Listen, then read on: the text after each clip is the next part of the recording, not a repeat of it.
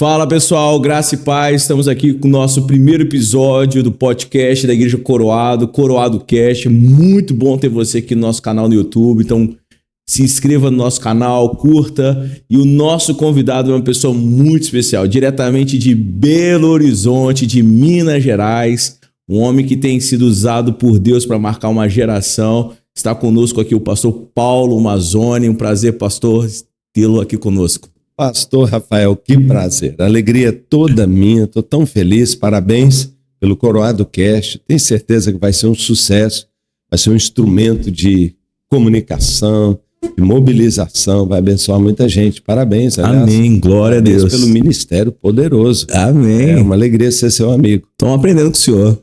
E eu aprendendo com você. Pastor, vamos começar então a nossa conversa aqui, eu queria conhecer quem é o pastor Paulo Mazzoni. Filho de uma família muito abençoada, um pai muito homem inteligentíssimo, muito próspero, uma mãe muito líder, muito crente demais. Nasci numa família muito abençoada, né? E ainda adolescente entreguei minha vida a Cristo, isso marcou profundamente, não é, a minha história. Mas sou também crente de uma igreja só. Minha mãe se converteu nessa igreja, eu me converti nessa igreja. Eu vi minha esposa se convertendo nessa igreja, eu casei na Central, eu sou da Central já praticamente desde que ela nasceu e sou pai de duas moças mais lindas, né? Já casado com a Juliana há 40 anos, foi a decisão mais inteligente que eu tomei, casar com essa mulher maravilhosa. E já sou avô de 5 garotos, né? 4 meninos e uma menina que está chegando aí, já vai nascer. Então é muito legal, né? Sou da Central desde que eu me converti. E foi nessa igreja que eu cresci, que eu experimentei o amor de Deus. Então o Paulo é uma pessoa simples, né? Ex-engenheiro, meu pai engenheiro, meu avô engenheiro, meus irmãos engenheiros, amo a engenharia, nasci para isso, tenho uma cabeça muito estruturada. E trabalhei muitos anos, 16 anos como engenheiro, amei pra caramba, mas um dia Deus me chamou, não é? Então, tem várias etapas da vida, mas em todas elas eu vejo Deus guiando e transformando tudo em vida, em graça para edificar basicamente o reino de Deus. Então, hoje eu sei que Deus me chamou para uma edificação, e a edificação é no reino de Deus. Como que Deus te chamou? Fala para nós assim, como que foi? Você ouviu uma voz, teve uma visão, apareceu uma bola de fogo? Essa questão de chamado é muito legal você perguntar. Eu acho que é uma das 3 perguntas que mais me fazem em todo lugar. Pastor, como é que é esse negócio de chamado? Eu penso um pouco diferente da maioria. Eu acho que todo mundo é chamado. Todos são chamados, não é? E Jesus falou isso, muitos são chamados, mas poucos escolhidos.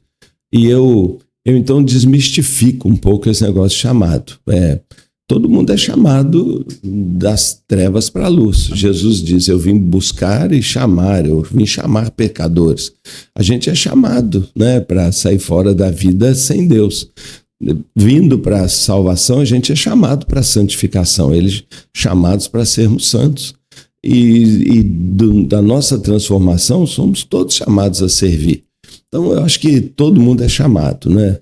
Mas o chamado sempre tem um preço. Então, muitos são chamados, mas nem todos estão dispostos a levantar a mão e dizer, eu tô lá, eu topo e tal. Então, eu creio que esse tipo chamado mesmo para um ministério, alguém que Deus tem usado muito, é esse povão que é chamado, mas são aqueles que levantam a mão, entendeu?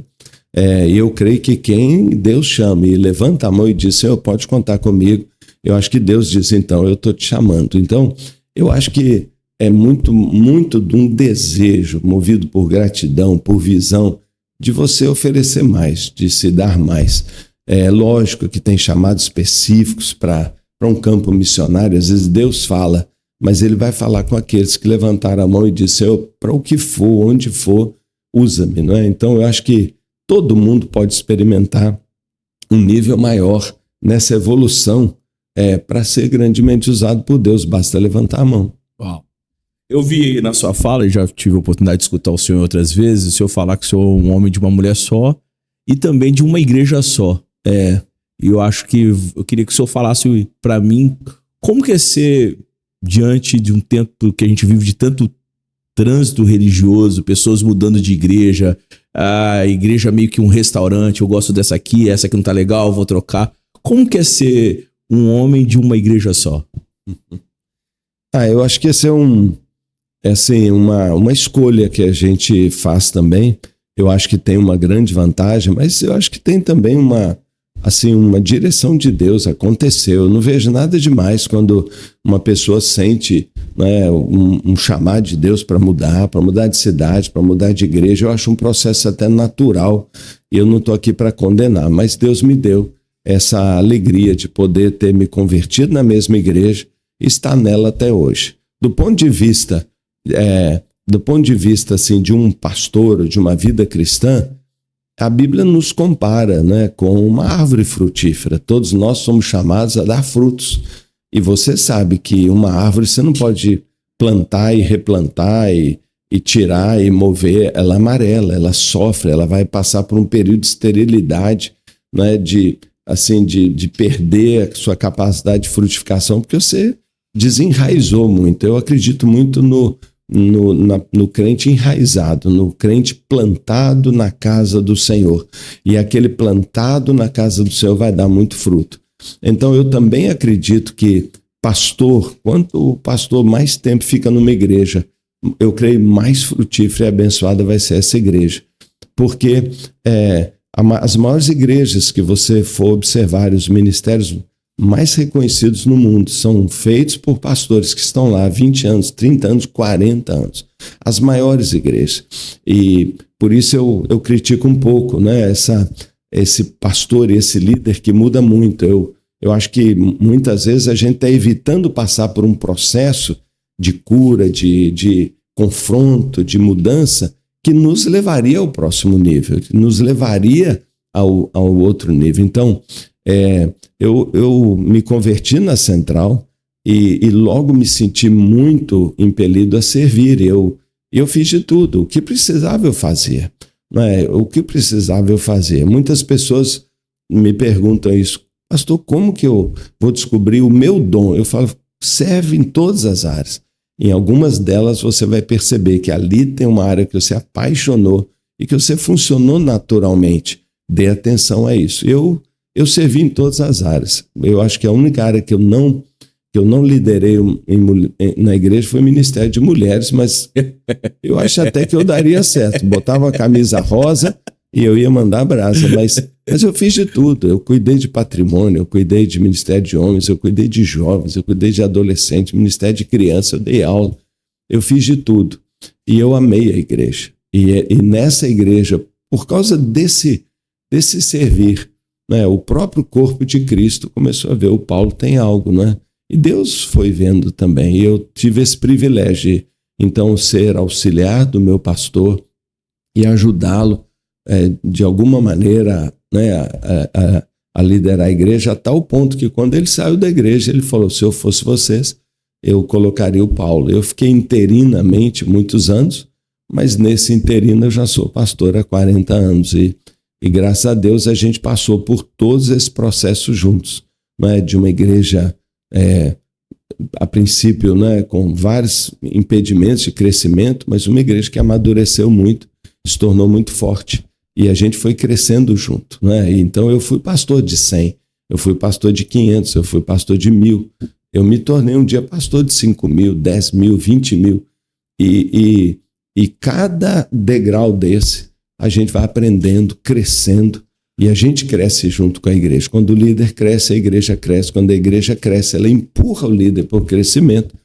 E isso fez com que até hoje eu não precisei sair, mas estou quase saindo. Eu quero entrar nesse caminho do líder que cresce. Eu queria, né, tem um monte de gente que vai assistir esse podcast. Eu queria que o senhor desse algumas dicas para aquele que vai começar a trilhar o caminho da liderança. Quais seriam os passos para o crescimento dele? Isso envolve aí eu acho talvez até um mito que existe por aí. Algumas pessoas acreditam mesmo que liderança é um dom divino que algumas pessoas assim extraordinárias têm. Bem, eu até reconheço que parece que alguns caras por aí, caramba, ele tem um carisma, ele tem uma capacidade de influenciar assim, acima da média. Mas a verdade mesmo é que os maiores especialistas em liderança dizem que liderança é também algo que pode ser desenvolvido. Eu naturalmente, eu não acho que eu nasci assim com o dom de liderança, mas eu aprendi a liderar. Eu acho que as pessoas podem aprender a liderar. Liderança é resultado, sim, de uma combinação, de uma experiência, de uma paixão, de uma visão que te move, mas também de um aprendizado, sabe? De você aprender. Então, liderança é o exercício dessa influência. Eu costumo dizer que líder é uma pessoa que influencia pessoas para alcançar um propósito, um objetivo. Nunca vai ser líder alguém que não enxerga um propósito nas coisas. Alguém que está vivendo a vida só para ele mesmo e que, sabe, não se deixa mover por algo que sabe, que o fascina, que ele não aguenta mais e que ele quer ver isso diferente. Então, o líder surge assim sabe, eu quero mudar algo, eu quero edificar algo. O Bill Hybels chamava isso de um descontentamento santo, você lembra, né? Eu não aguento mais ver criança de rua, eu não aguento mais ver casais se separando, eu não aguento mais ver o jovem enfiado na droga, eu não aguento mais ver uma sociedade tão materialista, eu não aguento mais ver igrejas mortas, fracas, sonolentas, que não vibram de serem representantes do evangelho do Senhor aqui na terra. Quando tem esse eu não aguento mais, Deus está colocando em você um propósito. Só que o líder, ao invés de ir lá e tentar fazer tudo sozinho, ele vai influenciar pessoas, ele vai compartilhar esse sonho, ele vai derramar sobre eles, isso que agora está queimando no seu coração, e ele vai juntar um grupo que vai ajudá-lo nesse propósito. Então, o líder nunca vai fazer direto.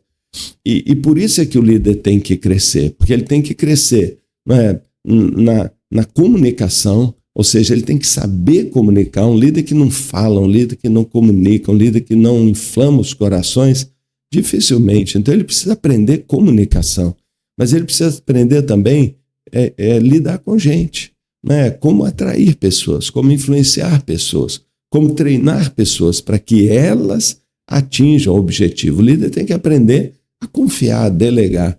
Na verdade, é um formador de uma equipe onde ele vai derramar esse seu sonho, onde eles serão um só. Então, em tudo isso, você vê que é um exercício intencional de influência que faz as pessoas saírem delas mesmas para atingir um objetivo que foi centrado ou gerado por Deus. Tudo isso exige do líder preparo, capacitação, muita oração e especialmente essas habilidades. Eu acho que o que é legal é que ninguém sai para um nível de liderança gigante. Você não sai do anonimato para liderar 10 mil pessoas, mas você começa liderando sua família. Você começa liderando ou sendo uma voz no seu grupo de amigos e depois no seu ministério, na sua célula, e depois na sua supervisão, e depois você acaba se tornando um líder, às vezes, de uma nação. Então, é um processo gradativo de alguém que não desiste, de que o mundo pode mudar e muda sempre através de pessoas que não se acomodam e que não viram as costas para problemas que precisam mudar. Então, líder é alguém que surge desse descontentamento, mas que vai crescer e desenvolver influência para que o máximo de pessoas possam ajudá-lo a realizar seu sonho. E aí o sonho não é dele mais, é de todo mundo. Então, liderança a gente pode sim crescer, tem fontes maravilhosas, né? Eu digo que você sabe quem é um líder mesmo, se você abre a mochila dele, todo dia tem um livro ali. Ele está lendo, ele tem que aprender, ele tem fome, porque ele sabe que o seu preparo é que vai dar ele autoridade para os outros dizerem, esse cara eu respeito, ele domina esse assunto, ele tem os dados. Quando ele fala, meu coração aquece, que isso é uma paixão que está dentro dele, isso precisa ser alimentado. Então, tem muitos caminhos, é claro, né? Mas a gente aprende lendo e a gente aprende liderando. Comece pequeno, sobe para um outro nível, daqui a pouco Deus talvez está te usando para liderar uma cidade, para talvez mudar um destino aí de uma denominação inteira ou até de um país, né? Uau. 2 livros sobre liderança você indica pra gente? Olha, eu não sei se são os melhores, mas os que mais me impactaram. Livros assim que mexeram comigo. Primeiro, Liderança Corajosa, Pastor Bill Hybels, né? Pastor Bill Hybels foi talvez entre os 3 grandes líderes que mais me influenciaram. Seus livros e sua maneira de comunicar, né, marcaram o meu jeito de liderar também. Uma pessoa que conseguia emocionar a gente e que trazia essa vontade de provocar mudanças pela nossa emoção, não só na razão. E o livro Liderança Corajosa é um compêndio assim, extraordinário, né, de uma liderança que realmente projeta mesmo algo muito, muito importante. Aí, como segundo colocado, eu tenho um monte de livro para ler. Eu não queria parecer aqui espiritual para dizer que a Bíblia é talvez um dos maiores livros de liderança que tem. Ótimo. Então, se alguém quer aprender a liderar, vai ver os grandes líderes, vai estudar Moisés, vai estudar Abraão, vai estudar, né, Gideão, vai estudar o apóstolo Paulo, vai estudar Neemias. Meu Deus, quanta gente. Mas eu colocaria aqui, por causa da urgência dessa hora, o livro Lidere com Isso em Mente, do pastor Craig Groeschel. Ele representa uma linha de pensamento de liderança que eu levanto essa bandeira, que é foco. Não é? O que mais rouba a liderança das pessoas são as distrações, sabe? O diabo não precisa pegar um líder, alguém que Deus despertou para mudar uma situação, para alterar né? Deus o chamou para algo grande, e é lógico que isso, se é algo de Deus que avança o reino, o inimigo se levanta. Ele não precisa se levantar para destruir o cara, não. Basta ele distrair. Então, eu sempre falo, o diabo não precisa te destruir, ele basta te distrair. E esse livro, Lidere com Isso em Mente, ele fala sobre foco. Foco. Ninguém é um grande líder se ele atira em todas as direções, se ele quer fazer tudo. Qual é o seu descontentamento? Qual é o que mais te move? Coloque o seu foco aí. O grande líder, ele não faz tudo, ele faz 3, 4 coisas muito bem feitas, com um alvo, e isso gera poder. Pressão gera poder.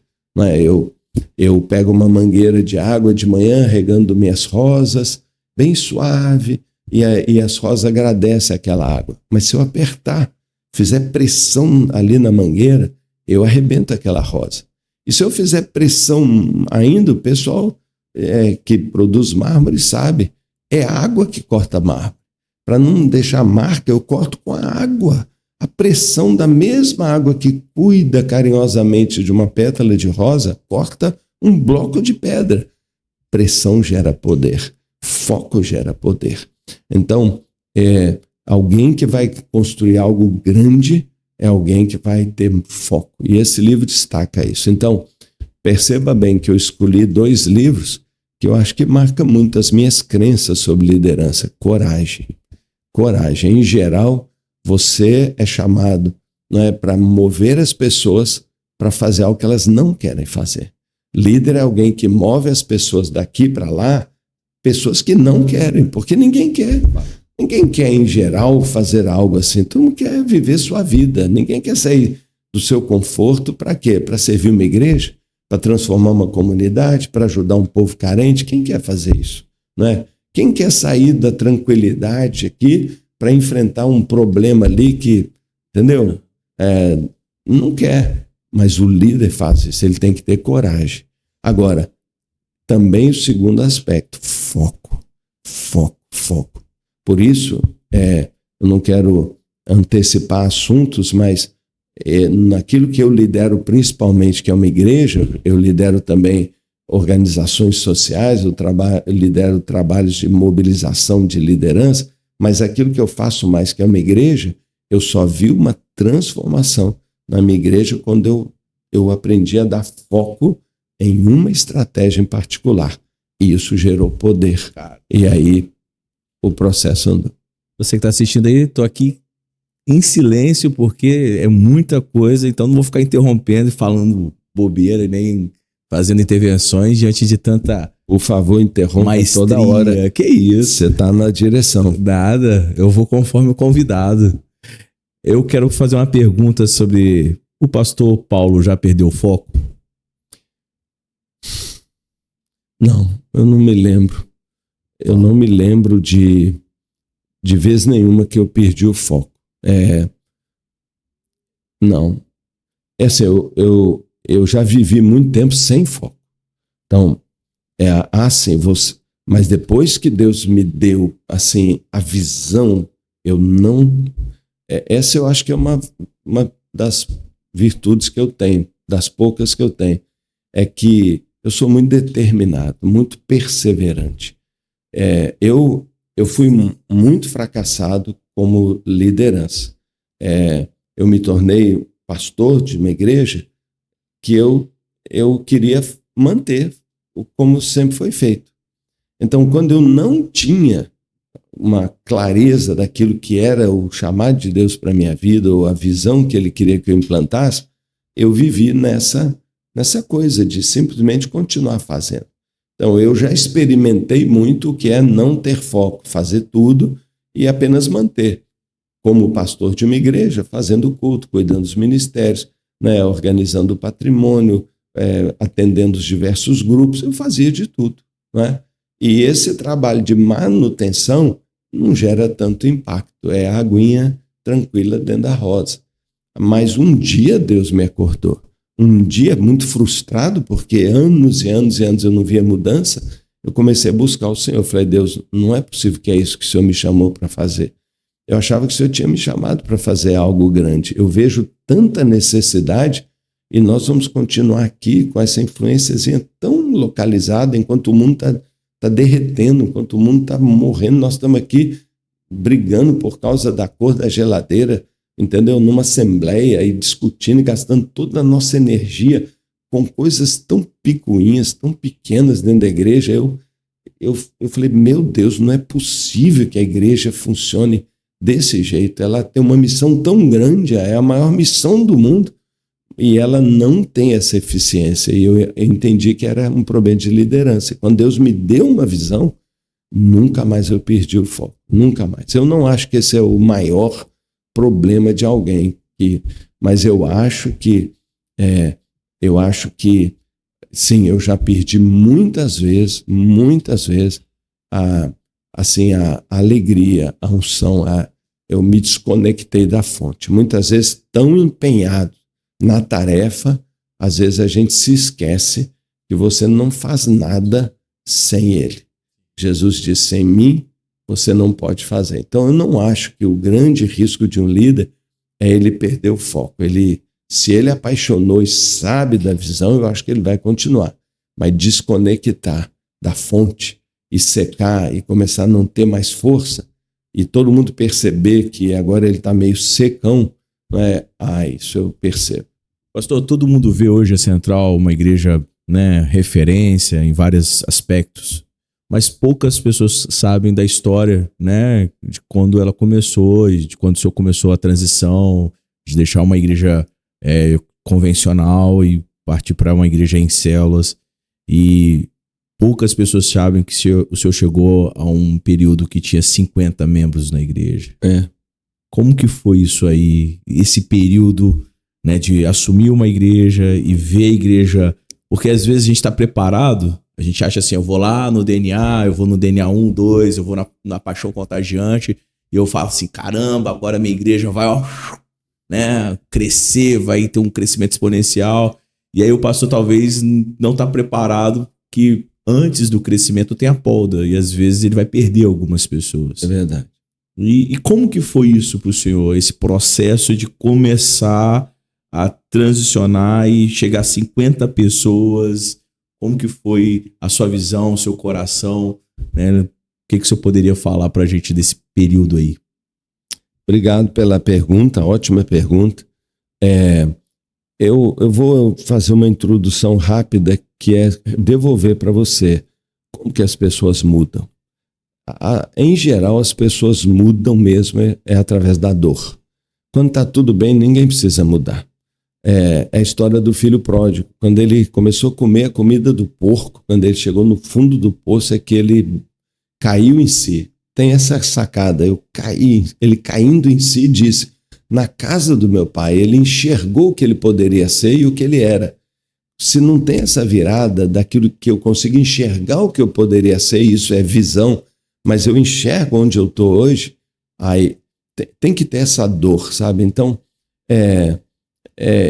eu fazia parte, eu me converti nessa igreja, eu digo uma ótima igreja, e por uma série de razões, eu creio em direção de Deus, eu me tornei o líder dessa igreja. Eu pensei assim, vai ser fácil, não é? E eu comecei a enfrentar fracasso. Eu achava que, não, pode deixar, eu vou mudar aqui, arrumar, modernizar isso e aquilo, mas, nós fomos de 400 pessoas, eu lembro que num domingo 100 pessoas se desligaram, via lá, ora por nós, estamos indo embora. Uau. E foi assim, de fracasso em fracasso, 11 anos.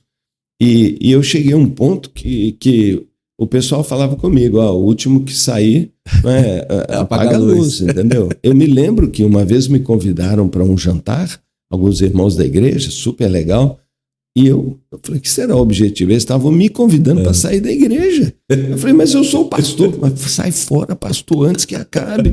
Foi hilário, mas sério, me convidaram para ir para uma outra igreja. Eu falei, mas eu sou o pastor. Pastor, sai fora, senão você vai ficar com o nome de quem fechou uma igreja. E nós estávamos mesmo com 50 pessoas no nosso culto principal, que era domingo de manhã, e aquilo me arrebentava o coração. E foi no desespero, foi nessa dor que eu comecei a buscar a Deus. E eu não sei porquê, mas eu não me doía tanto que as pessoas saíssem. Mas o que sempre me machucou é por que o não crente não vem. Eu achava a igreja tão boa, eu falava, gente, o que nós temos aqui, a maioria precisa. Mas como a gente não era capaz de entregar isso? Como a gente não era capaz de comunicar isso? Poxa, se Jesus disse que eu sou a luz do mundo, que está brilhando. Se ele diz que eu dou sabor e preservo, por que o pessoal não sente esse gostinho?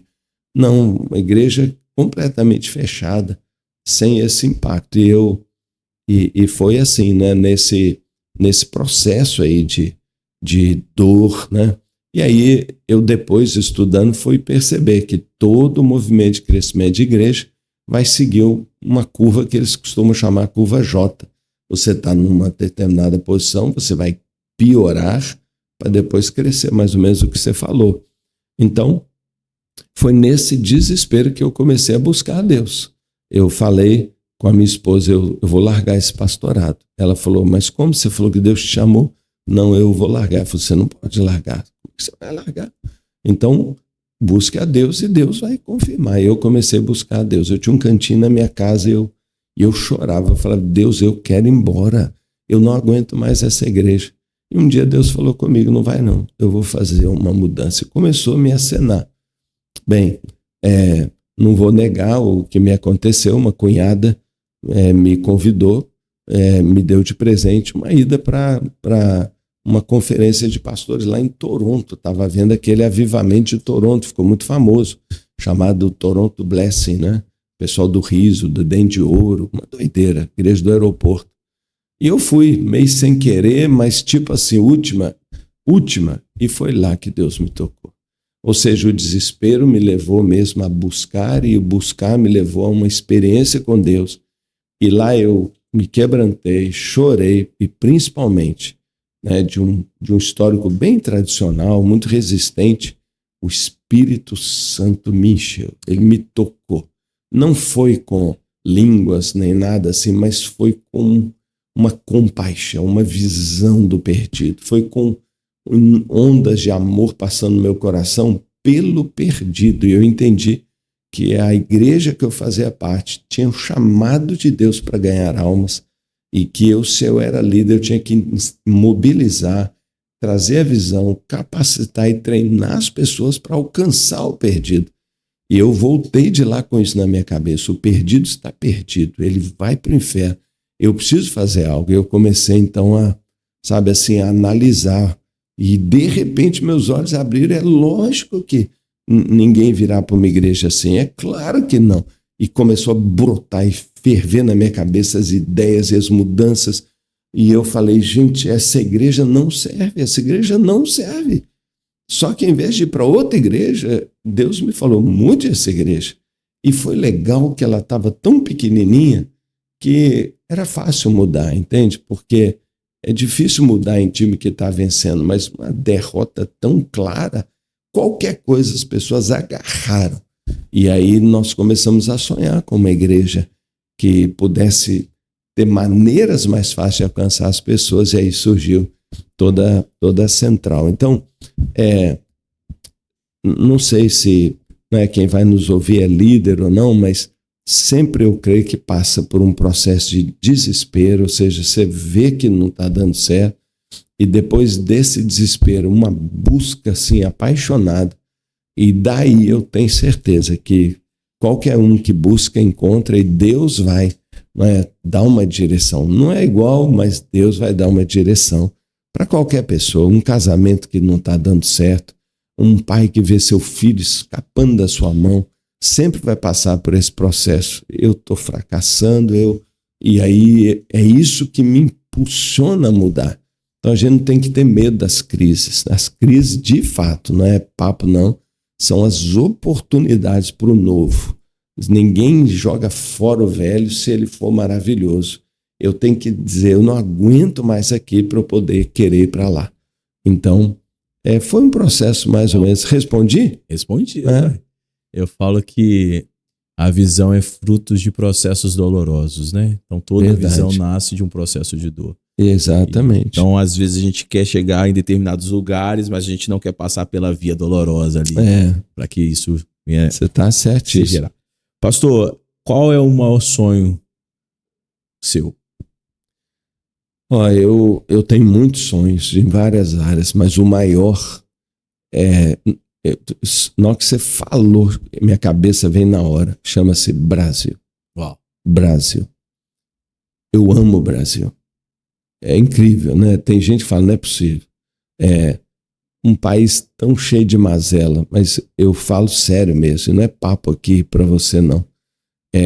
Qualquer hora que alguém me pergunte seu sonho, Brasil, eu acho que Deus colocou na mão do Brasil uma chave. Eu creio que o Brasil é uma pérola de Deus para as nações.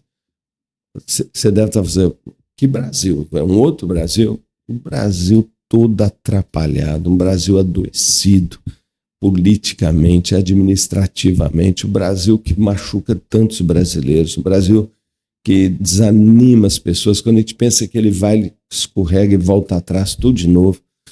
Um Brasil complicado, mas ao mesmo tempo um solo muito fértil. Um povo que responde a Deus de uma maneira tão apaixonada. Meu maior sonho é ver o Brasil aos pés do Senhor. Eu acho que isso vai acontecer. Eu acho que tudo que a gente está percebendo, sabe? Desse sol causticante, dessa dor do brasileiro, um país que tem sido humilhado por ondas e ondas de corrupção, de violência, de crime. O país está tomado por assaltantes em todos os níveis. Esse Brasil está pronto para explodir. Então, meu sonho é ver o Brasil cumprindo o seu papel. E é por isso que eu acredito tanto na igreja brasileira. Eu acredito tanto na Coroado, eu acredito tanto na igreja, no Espírito Santo. Meu Deus, olha o que Deus está fazendo. Por isso que eu acredito tanto na visão celular. O brasileiro é alegre. O brasileiro não existe um povo mais carinhoso, mais receptivo, mais fraterno do que o brasileiro. O brasileiro abre a sua casa. Você não acha isso em lugar nenhum do mundo. Entende? Mas cara, a visão celular no Brasil parece que encaixou também, sabe? E eu creio que essa nação, pela sua juventude, por essa geração alfa que está aí, esses adolescentes que estão pegando fogo, não é? Porque pelo que Deus está fazendo nas escolas, nas universidades, nas igrejas. Meu sonho não é só ver todo o Brasil, alcançado e adorando e servindo a Deus. Mas eu creio que tem assim uma relação do natural com o espiritual. O Brasil hoje é o alimento do mundo.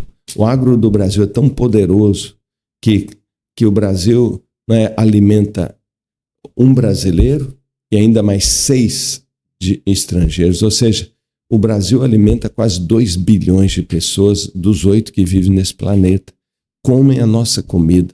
Isso me fala no espiritual de que o Brasil leva o pão da vida, de que o Brasil leva a vida. Ele leva a vida. E eu creio que nossas igrejas vão enviar, e já estão enviando, jovens, missionários, empreendedores, mission as business, missionários tradicionais, plantadores de igreja, para influenciar o mundo inteiro. Né? É o primeiro mundo, o segundo mundo, o terceiro mundo, em todos os lugares. Então, meu sonho é o Brasil. Meu maior sonho é ver o Brasil inteirinho, sabe, exportando o que nós temos de mais precioso. E não é a nossa picanha, não é a nossa soja, não é tudo isso que a gente tem com tanta riqueza, mas é Cristo, é a fé, é a alegria desse povo brasileiro, que é uma alegria de conhecer a Deus. É um povo humilde, um povo crente, um povo que confia no Senhor. Então eu creio que Deus vai dar uma virada nessa nação, é meu sonho. E Deus vai nos empurrar e nos enviar para as nações. E eles estão esperando, né? Eu acho que eles estão esperando e sabem que é do Brasil que vai acontecer algo. É por isso que você vê um avivamento aí na nossa nação extraordinário. Eu falo isso e eu acho que esse é a voz que Deus quer que a gente levante, né? Brasil, desperta, porque você tem uma missão nesse mundo de muita relevância. Né? Politicamente, economicamente, a gente vai sendo jogado num cantinho, mas espiritualmente Deus está tomando a gente, vai nos colocar numa ponta de lança e nós seremos liderança espiritual para todas as nações. Diante dessa responsabilidade, qual é a orientação que você dá para os novos pastores? Eu me preocupo muito de que até hoje, já mesmo com tantos movimentos, ainda um número muito grande de pastores ainda não entendeu o poderio do seu ministério.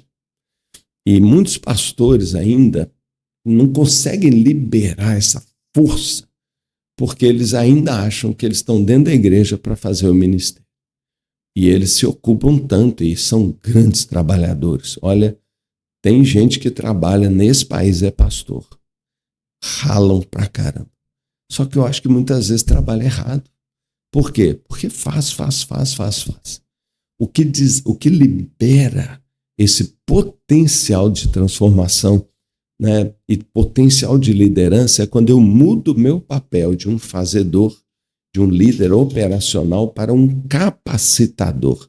Quando o pastor entende que o seu papel não é tanto fazer, como capacitar outros para fazer e preparar times, então, para o Brasil ser isso que precisa ser, cada crente dessa nação precisa se enxergar não como um membro que vai para uma igreja assistir e receber, mas alguém que vai para ser treinado, capacitado para sair e fazer. Então, eu creio que o que o pastor precisa fazer, além de levantar esse sonho, de que o que Deus nos chama a fazer como igreja brasileira é muito além das 4 paredes da nossa igreja, é para a nossa cidade, é para o nosso estado, é para o nosso país, né? E hoje nós já somos, né, 35%. Cara, para ganhar esse país, o que falta? Sim. Falta nada, cara. Cada crente ganhar 2, pronto. 35 com 35, 70. Cada um agora ganha mais um, acabou, ganhou o país. Em 2 anos nós ganhamos o Brasil.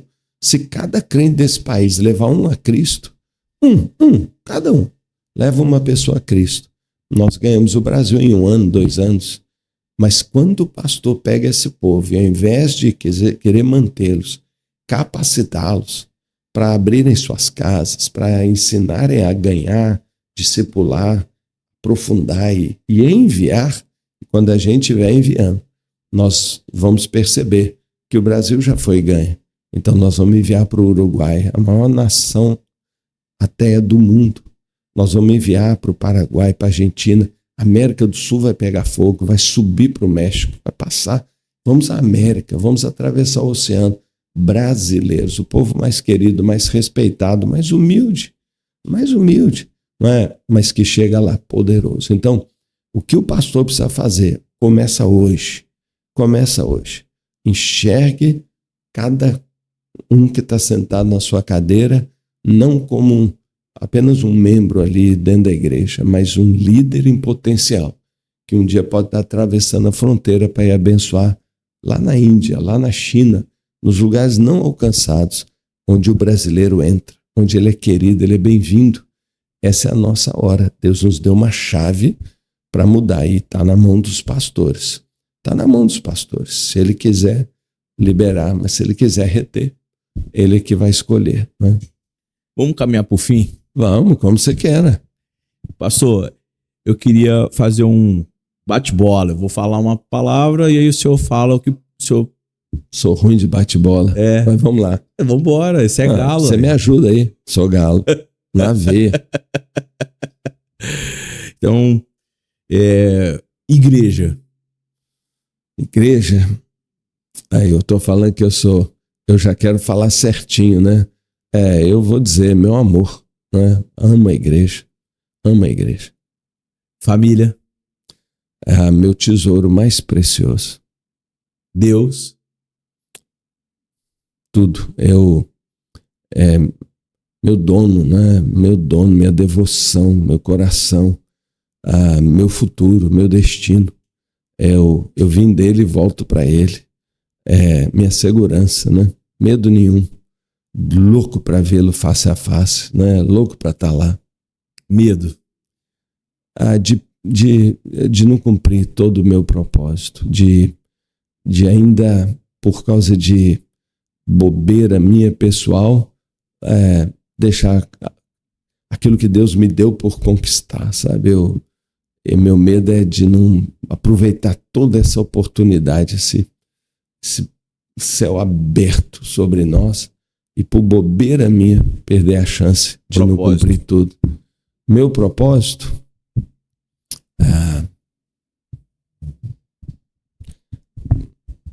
cumprir o chamado do Senhor, né? Completamente. Ser feliz é um propósito, sim, mas fazer outros felizes eu acho que supera, né? É o que me dá mais alegria. Então, uma palavra final para quem está te assistindo. Você pode falar para a câmera aqui, ó. Então, você tem aí, né, 1 minuto para dar uma palavra, a palavra mais importante que vem no seu coração, a palavra mais de Deus, assim. Então, é a palavra que vai talvez mudar a vida de quem vai assistir esse podcast. É a palavra que talvez vai ajudar aquele líder que está querendo uma resposta, aquela esposa que está querendo uma palavra, aquele homem que está perdido e confuso. 1 minuto pro Paulo.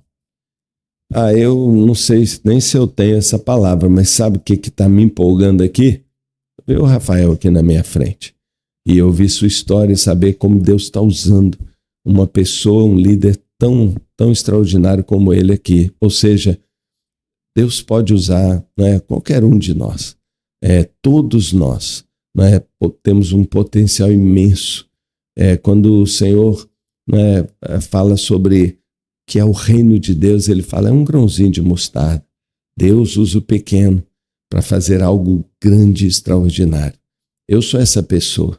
Não é? Deus me tirou lá de Minas Gerais e ainda sou tão simples, mas eu vejo o que Deus faz. Ele pode usar você. Se eu deixo uma palavra que pode mudar alguém, Deus toma o pequeno e do pequeno faz algo grande. Se você colocar a sua vida, tudo que você tem na mão dele, ainda que seja 5 pães e 2 peixes, ele multiplica. Multiplicação é Deus tomando o que a gente entrega. E eu sei que Deus tem muita coisa linda na sua vida que ele quer usar para abençoar a sua casa, quem está à sua volta. Então, não fica procurando por aí de onde me virá o socorro. Coloque sua vida na mão de Deus, entregue tudo e ele vai usar você. E você será o socorro para muitas pessoas. Então, minha palavra é de esperança. Você já tem tudo que precisa para ser uma grande bênção nas mãos de Deus. Uau! Queria agradecer. Adorei, cara. Foi top. Você tem a manha. Não tem nada. Você tem a manha. Ó, esse Coroado Cast já vou divulgar. Você tem a manha, cara. Pastor, queria Você mais tem a uma manha. vez, assim, aproveitar aqui, né, e deixar isso eternizado, né? A minha gratidão a Deus pela sua vida. Que por é tudo isso. que você tem investido na minha vida, na Igreja Coroado, nas pessoas que eu lidero. Porque indiretamente ou diretamente o senhor também acaba sendo pastor da Igreja Coroado. Sou nada. Amigo, sou seu. Você é um parceiro, um irmão. Obrigado, é mesmo. Uma pessoa que eu admiro. Tamo junto. Deus abençoe. Tamo juntos Tá bom? pra avançar esse reino. Amém. E você que está assistindo a gente, curta, compartilhe e se inscreva no nosso canal. Deus abençoe. Até o próximo episódio.